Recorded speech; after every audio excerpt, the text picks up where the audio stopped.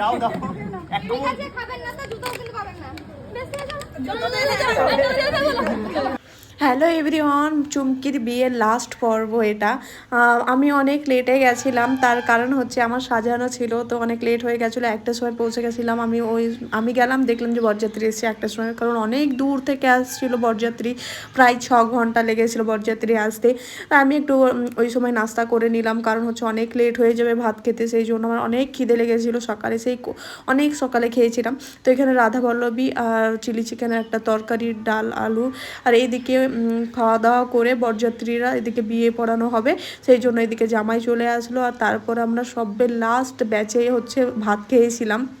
আজকের লুকটা ছিল বোনের এইরকম টাইপেরই, ও লেহেঙ্গা পরেছিল, তো কিউট লাগছে তাই না।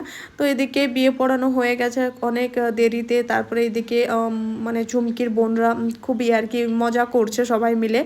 ওরা বলছে আমাদেরকে জুতো দিতে হবে, এরা বলছে লঙ্কা দেওয়া মানে একটা মিষ্টি বানিয়েছিল সেটা খেতে হবে, কিন্তু ওরা বুঝতে পেরে গেছিলো, ওরা খাচ্ছিল না। তো এটাই হচ্ছে আজকের ভিডিও। কেমন লাগলো অবশ্যই কিন্তু জানাতে ভুলবে না।